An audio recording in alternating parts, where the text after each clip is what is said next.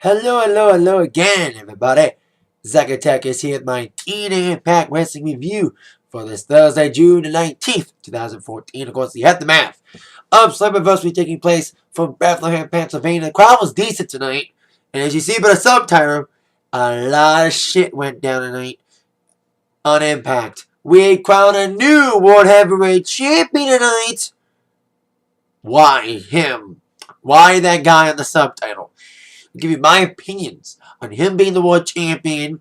Plus, we saw a return. I kind of called it. I thought I was going to get involved during the main event, but I got involved after the main event. But I knew he was going to make his return tonight. Of course, a suspended guy, as you see by my subtitle. But you see the subtitle. Let's get to how we got to that scenario on the subtitle.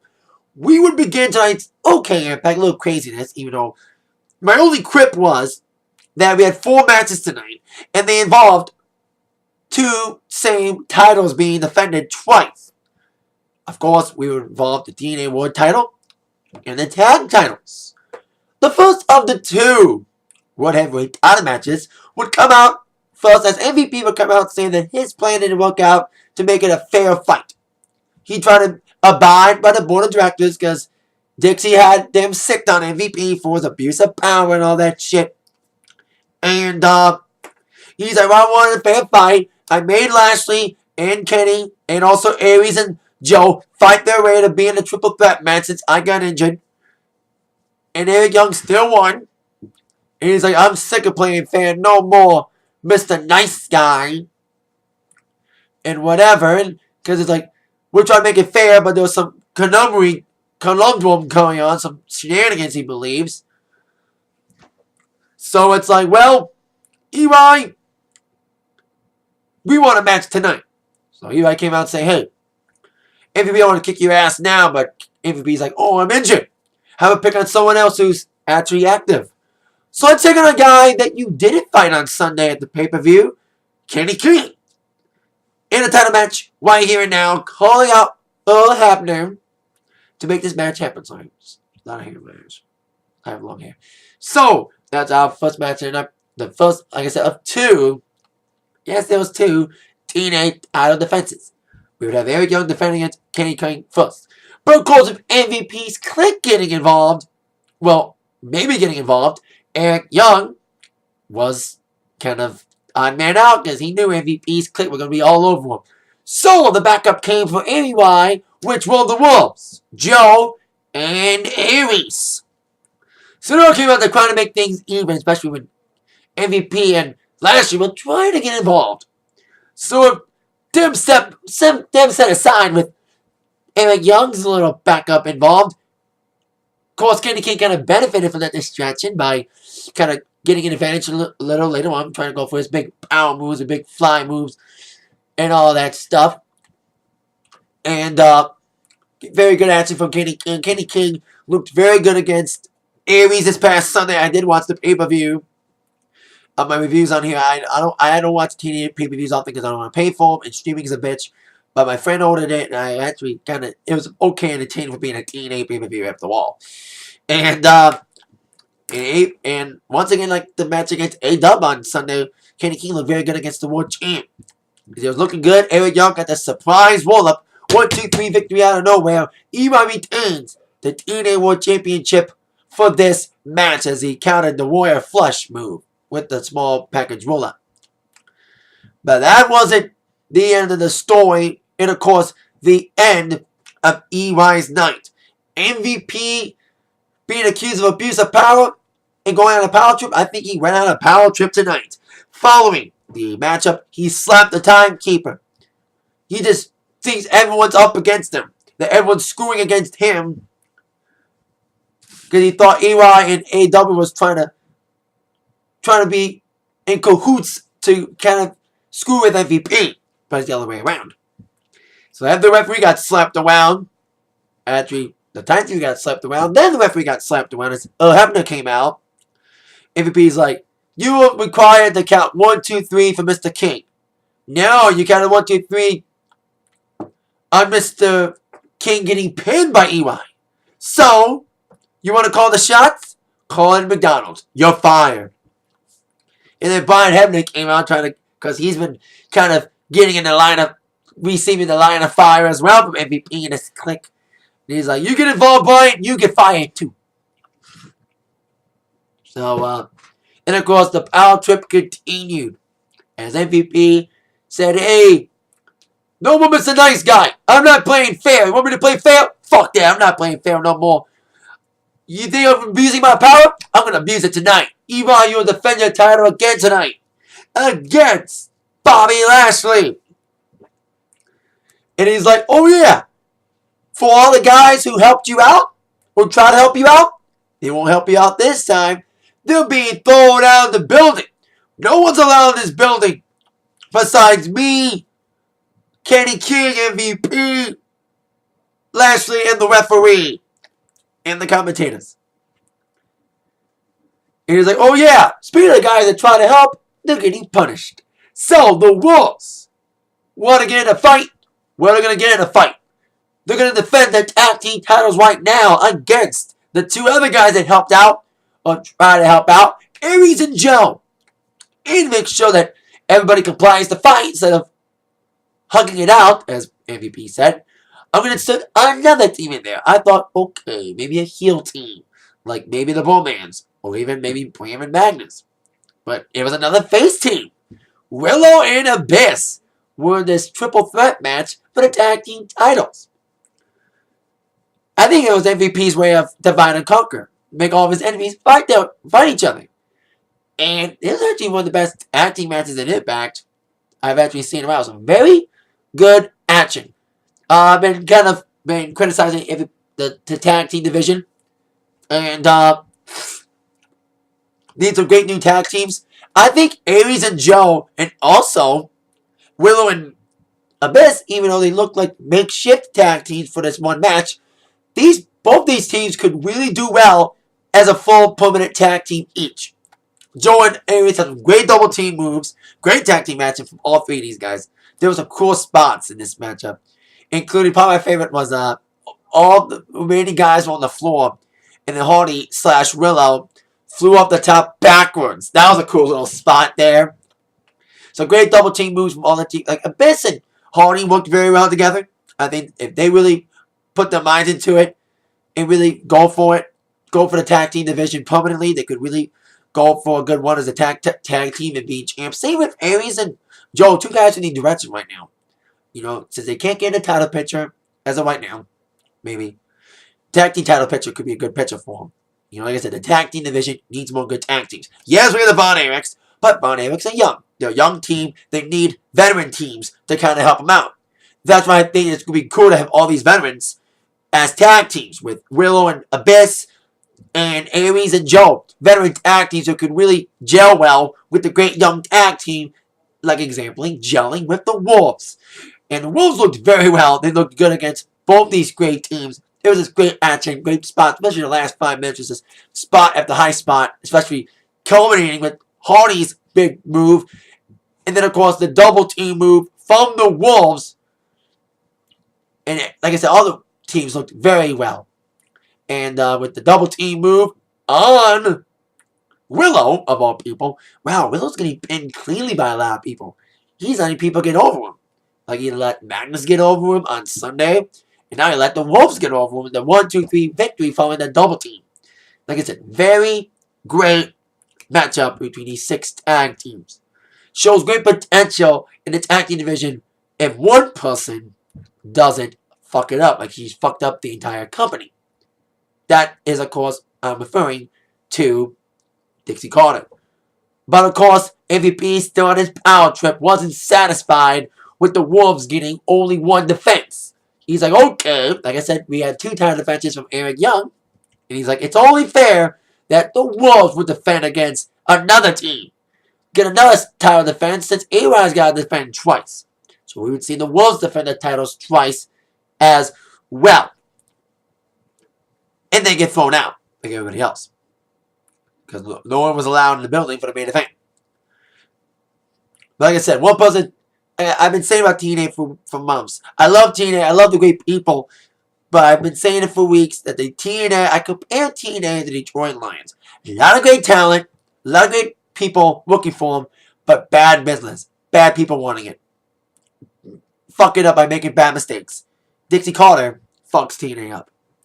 And she kind of said, I know she was saying it in character, but I think she was really meaning it. She's like, you don't like how I do business? All you haters? Screw you. Well, let's say you got a lot of haters, Dixie, you little bitch.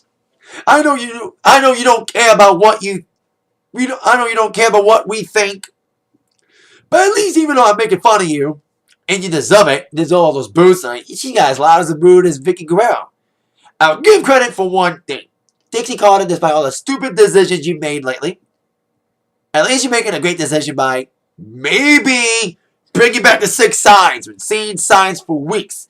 And as I'm speaking, there's a poll that just ended on TNAImpact.com to vote on, starting next week in New York, will it be 4 sides or 6 sides? I hope that 6 sides got the win. I think we're going to find out the results tomorrow on the TNA website, and then the winner will be determined tomorrow, I'm hearing. And of course, will make its return as part of the TNA tapings with the return of Matt Hardy and the Hardys reunion. Good question there. Will Willow team up with Matt? Or will Jeff team up with Matt?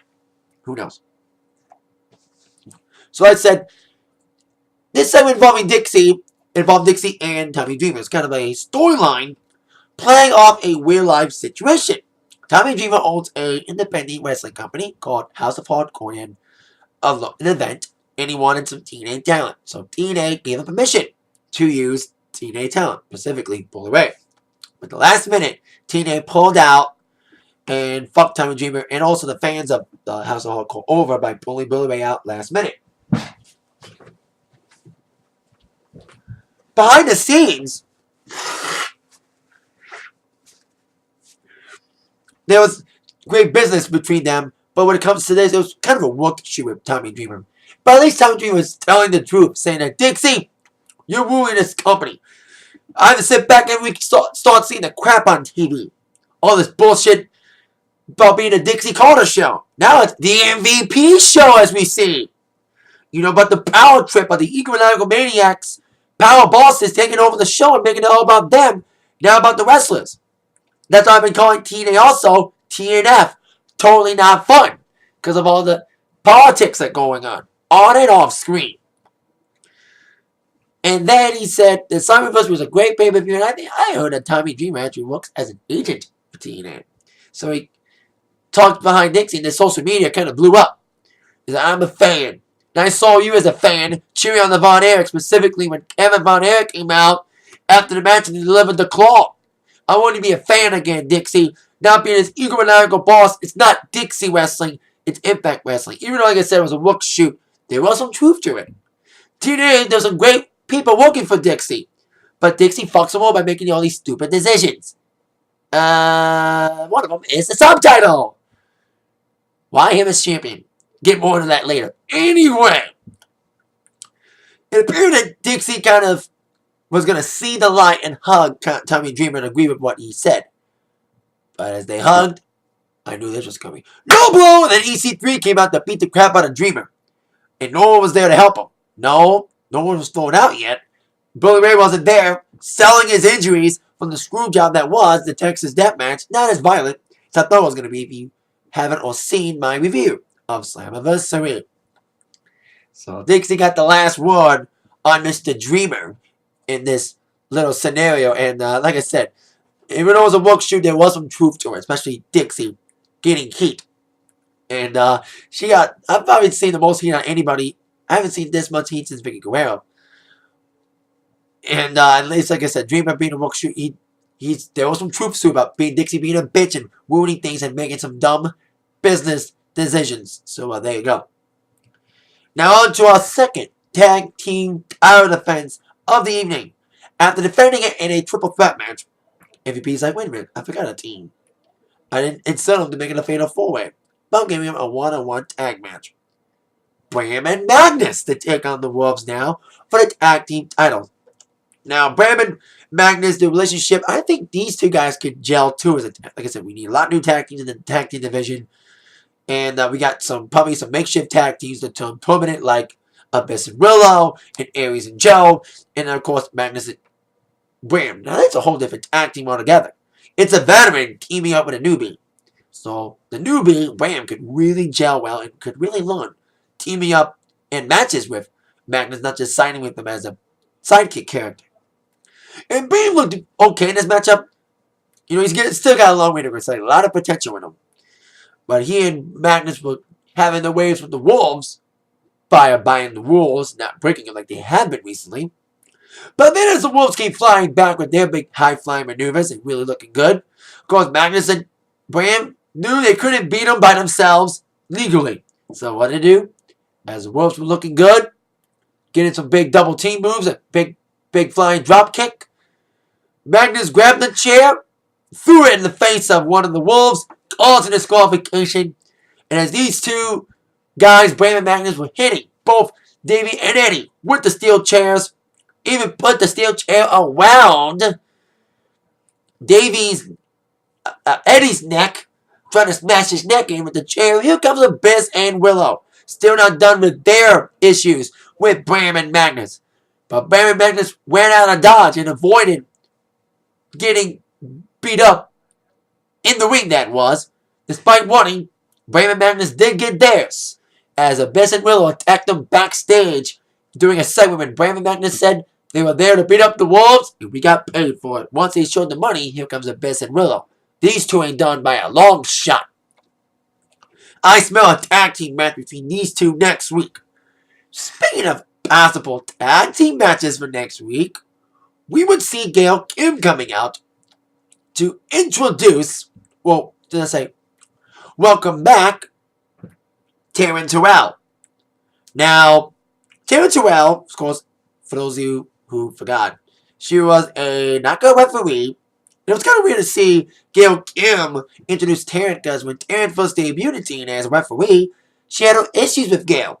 With Gail getting a little bit physical with Taryn, forcing Taryn to not be a referee, but to be a knockout, and had a little feud last year before Taryn had a baby. Taryn, of course, brought it up as fans were welcoming her back and said, well, I beat you in that last knockout standing match last year. You won the ladder match. How about a rubber match to kind of end it? Because we're tied at 1-1. But as we would see the possible agreement for that, here comes the beautiful people that crashed the party. Of course, Angie and Velvet. And if you didn't see my review on Sunday of Slammiversary, I've been applauding the Knockouts for months. But that match last Sunday made me ashamed to be a Knockouts fan. The way that match was booked, with the screwy finish, with the biased referee, all that fucking bullshit. God, it was way stupid. Way stupid, that match. The booking of that match was just fucking atrocious. The way that match ended with Angie and Gail, with all the bullshit. Screwiness of the referees and all that shit. Don't want to talk about it. So, they're like, oh, how poetic. And Angie's like, hey, wait a minute, newbie. You haven't been around since I've been back. I've been back while you were gone. But let me introduce myself. Bang, here comes an attack. The double team moves from Angie and Velvet, beating up on Garen and Taryn. Then Taryn came flying back with some big double clothesline moves. Both beautiful people knocking him out. Like I said, I see another tag match between these two. Another tag team match being made between these four people. Gail, Taryn, and also the beautiful people. Now that Gail's face again, you know, not a heel now, it's still kind of weird to see her with Taryn as, you know, equals, as faces, as possible teammates. But it's probably going to happen, you know. And I would like to see Gail and Taryn one day fight again. Face against face or heel against face, who knows. But now, like I said, with the beautiful people issue, especially Gail, they're getting screwed out of the title on Sunday because it's a screwy match with her and Angelina, like I just mentioned. Now, speaking of screwiness, I knew there would be some screwiness involved in the main event. The odds were stacked against EY, as he had no backup. He even tried last minute trying to get somebody, Kurt Angle, but even he couldn't cross the line. He wasn't excluded at all. Everybody was thrown out. Even the knockouts were thrown out. Even JB was thrown out. Not before Kurt was thrown out, not before nailing Kenny King in the face. But if no one there to help him, and with MVP's click standing by, feels like EY had an odd stack against him to get screwed. And as kind of what happened as EY would defend the TNA World Heavyweight Championship against Bobby Lashley. Now, of course, what happened to his referee? His hands were tied because of what happened with his father getting fired tonight. And of course, he's been, like I said, in the line of fire of MVP. He had no one to help him. It was Eric Young all by himself. Despite the odds being stacked against him, EY held its own against, Mr. Lashley. And he had his way with them. He even delivered all of his big moves, including the pile driver at one point. But then as that was like near towards the end of the matchup, as Lashley was just dominating over EY, and he's beaten EY not once but twice in non-title handshake. So it felt like a foregone conclusion that Bobby was just going to squash EY, but it wasn't as easy as he thought to squash EY. As EY never say die attitude, got with them like I said, he nailed the pile driver, despite being pummeled by Lashley. Lashley looked okay in the matchup, but EY came flying back as the pile driver happened. But then as the pile driver happened, referee got pulled out as Hebner was looking like he was going to count to 3. But then EY got both MVP and Katie King together, smashed their heads. But smash them. But then Katie King held EY up for Lashley to beat him up, and the Duck Duck Goose King got nailed.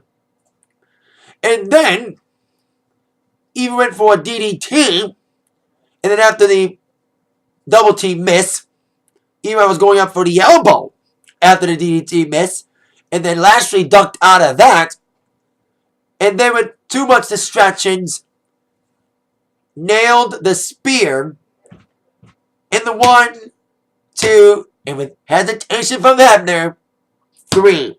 Bobby Lashley is the new World Heavyweight Champion. Now, I thought that maybe, I said on the subtitle, of course, Bobby Roode returned tonight. I thought, I was like, back when I was like, Roode's going to get involved some way in the matchup. I thought he was going to get involved in the match, not after the match like he did. Because he's storyline suspended. I was like, well, he's not really active right now. He's suspended. So instead of coming out during the match like I thought he was going to, like I said, he came out after the match as they were pummeling, they being MVPs, like pummeling Eric following the matchup, putting his arm against the steel chair. And that's when Roode came out finally. Like I called that. I knew. I thought Roode was going to come back at Slammiversary, but I knew Roode was going to come back eventually. But tonight he did return and just pummeled on MVP's click, saving Young from further damage. They showed their respect, especially after Roode had that one match against Young, which kind of started MVP's heel turn from starting by preventing Bobby Roode from getting a rematch after losing to EY for defending it too long, or defending it every week. So there you go. EY, despite losing, stood tall with Bobby Roode making the rescue. Now, EY is champion. I love EY. He was more of a comedy character. I never thought he would be world champion. But he actually won me over as champion. I knew it was going to be a short reign. Probably was going to be a short reign, but still. I liked him as world champion. I think EY had a good reign as champion. What was it? 2-month reign, even though it was only a 2-month. Oh, basically, maybe like a month and a half or so. But I think EY had a great reign as champion. He was a fighting champion. I'll give him credit. He looked good as champion than he was without being a champion. He actually looked great, and I love his show, No Limits. Like I've been saying it, so I've been cheap plugging, but I've been loving that show. But I think anyone else could be champion but Bobby Lashley, in my opinion. I would have picked Aries. I said it on Sunday. Aries and EY should have been one-on-one for the championship. Because they had a great Fury, because they had a triple threat match. It was Lashley, Aries, and EY. Even though Lashley did okay, but EY and Aries should have been the main event. So Lashley should not have been involved. It should have been EY and Aries for the title one-on-one. And I was hoping to see that one day with EY as champion. But with that not being the case now that Lashley's now the world champion. But he could start a feud with Roode if Roode gets his suspension lifted. Because he's still technically storyline suspended. So he may be probably his suspension will probably be lifted next week. Because MVP wants to legally put him in matches because he's suspended right now. So that's what's probably going to happen. But like I said, some people are saying Lashley's a good champ. But we'll see what happens. Like I said, like Eli being a champion was a novelty. I like Eli as champion, but I think we all knew that wasn't going to last forever. Not all reigns last forever, but I think Eli had a good reign. Do I think Bobby Lashley will have a good reign? Well, I've always been a fan of Lashley's when he was in WCW. He was ECW champion. I was happy he was ECW champion. I liked him when he first debuted. He looked very good. But, to me, he's a part-timer TNA. Because he was in TNA, then he left, and now he came back. Now he's a fucking champ. It's like Brock Lesnar being a part-timer and him ending the streak. But it's a whole different story. But, we'll see how Lashley... I'll give him a chance as champ, Lashley. But the way he won it, he didn't really beat Eric Young. He had a lot of help. And with no one else to help Eli, well, I thought Eli was going to get help from Bobby Roode during the match, not after it. Like I said, Bobby Lashley, should I say, had the advantage. Because he had the advantage of having his two guys to help him out to win. Because no one was able to help Eli, or they would be fired. Because everyone was kicked out. So it's an MVP on a power trip equals Lashley becoming the world champion. So we'll see how this goes. And of course, Destination X is coming up. And Sonata, being the current X Division champion, may have the option of cashing in for a world title shot. I don't think, now that we have a heel world champion now, not a face world champion, I don't think Sonata's going to cash it in. Or if he does cash it in, he's going to lose it. I don't think Sonata's ready to be world champion. Especially if he wins it against the new world champion and only holds it for a month. But I don't think they're going to have Lashley lose to Sonata after only a month if Destination X takes place next month. So, but we'll see how this goes. Hero was a good champion for being a novel. He actually won me over. I was like very comprehensive, but very reluctant about Eli being apprehensive about Eli being world champion. But I think he had a good reign. But Lashley, we'll see how he does as world champion. So I've always been a fan of Lashley's, but I hate being a part-timer. In my opinion, going in and out. And he came back in, and now he's world champion. He was headed the belt. Well, basically, storyline-wise, he was headed the belt because his clique was there to help make it happen. After MVP got screwed because of him being injured, and Lashley being in the title match and not winning it on Sunday, he actually won it. Now MVP's got more power. More money, more power. He's not only the director of operations, he's also the holder of the TNA World Championship in his clique with Lashley being the champ now. We'll see how he does as champ. And see how long it goes and how he benefits from being champ. Because it was never really, he was ECW World Champion, but not the WWE World Champion. Or whatever champion or WWE Champion. But TNA World Champion. They always give WWE holdouts, guys who never became the big guys. They gave Christian a World Championship before WWE ever gave him a World Championship. TNA did. So we'll see how Lashley does with it. That is it for my TNA Impact Wrestling review. And with that in mind, y'all been attacked by the new review. Should I say new review from Zach. Thanks again for watching. See you. Have a great weekend, everybody. And oh yeah, happy official first weekend of summer. Summer begins officially Saturday. See ya. Yeah.